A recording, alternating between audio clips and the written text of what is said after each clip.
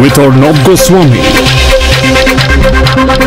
And yes, the LK Advani interview is with Sanket Upadhyay is coming up right after the News Hour tonight, a little before 10:30 p.m. Now, the big newsmaker on the News Hour Direct this evening is Salman Khurshid, Union Law Minister. And here's the background. The Supreme Court today took exception to Union Law Minister Salman Khurshid's reported statement that putting businessmen behind bars will hamper new investments in the country. The Apex Court has said that if true, the statement is disturbing. The Apex Court also made known its disapproval of reports that the CBI would not oppose the bail pleas of 2G Spectrum scam accused, including DMK MP Kanimori, which prompted the investigating agency to refute such speculation. On News Hour Direct, Salman Khurshid, who had indirectly said earlier, and in fact he did say, Salman Khurshid did say that everyone, all institutions, obviously the reference was to the judiciary, should understand, in his words, quote unquote, the political economy and its own compulsions.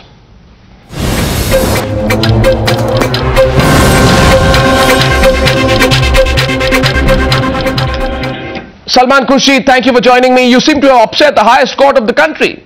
But given what you said, should you be surprised by the way in which they are reacting? Well, I don't think that you should use the word upset. There is no criticism. This is healthy public discussion of the responsibilities of different organs of government, the judiciary, the legislature and the executive. And we all have to understand that we are working within a globalized context.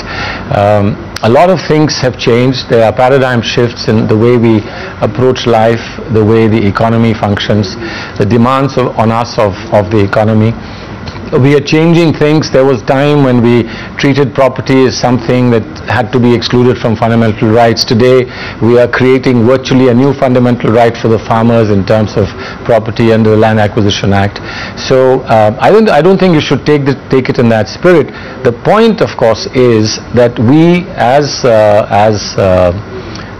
public figures, as parliamentarians, as members of government, we need to know with certainty what the law of the land is, and we need to know what is on the wrong side and what is on the right side of the law.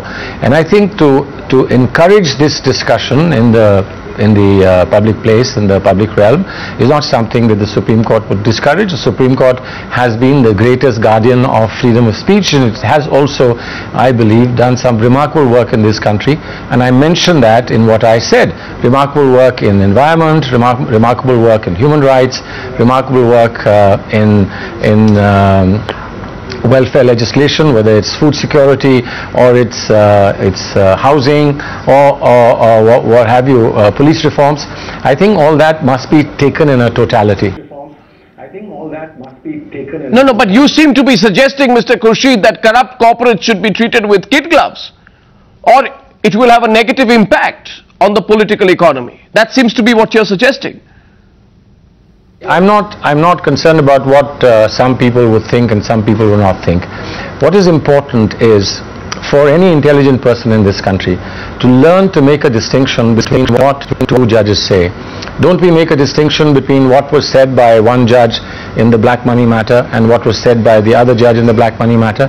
It had to be referred to a larger bench of 3 judges presumably. We still have to know what the 3 judges will say. Why do we have the curative jurisprudence in the Supreme Court? After a judgment is final and a review is rejected, there is still a curative jurisdiction in the Supreme Court that's been created by the Supreme Court itself, where the Supreme Court virtually in a larger bench then reviews and overturns, if it's right, something that's been done by a regular bench. So these are dynamics of how we decide what is the law of the land, and I think the dynamics includes a lot of inputs that must come from people who understand what's happening in society. No, Mr. Khurshid, there is not a dispute on that, but investments have stalled possibly, you know, almost entirely one would say because of a result of inaction in the reform sector and due to the scams. They've not been stalled because of tough action against the corrupt. No. I think that people want tough action against corrupt. And that's not just ordinary people. Exactly. Let's see, look at the open letter written by the top corporate honchos of the country.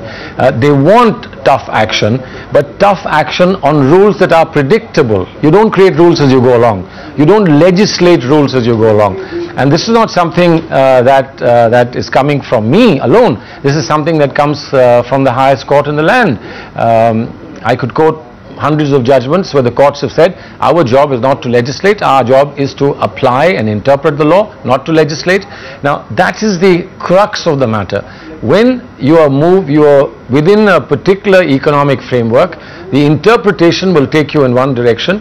If you're in another economic framework, it will take you in another direction. Take, for instance, the landlord and tenant cases. The time when Justice Bhagwati and Justice Krishna Iyer and Justice Chinnappa Reddy were on the bench, everybody, Justice D.A. Desai, everybody assumed that the tenants would always get upper hand when it amounted to litigation, because the law was interpreted to protect the tenant. But subsequent cases, subsequent developments in law have provided for landlords to be seen as a legitimate interest that needs to be protected. Even Parliament continues, and even legislatures of the states continue to change the law from one extreme to another extreme, because that's why I say we need to understand the context of political economy.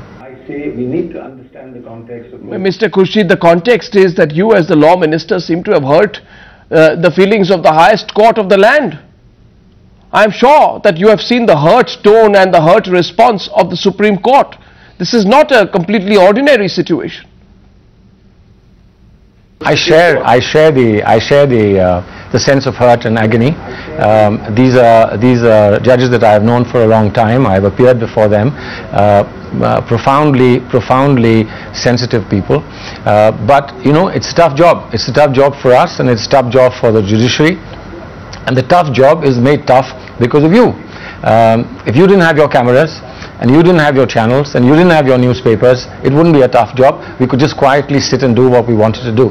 But you make us, every word, every wink, every smile, every sneeze, you make accountable. You read a lot of stories into it. You read a lot of implications into it, and therefore we need to know that we need to understand that these are difficult times, and these are difficult expectations, and we must do our best to live up to them. Well, I am glad that you acknowledge the eagle eye of the media. Salman Khurshid, thank you very much for joining me on the News Hour Direct.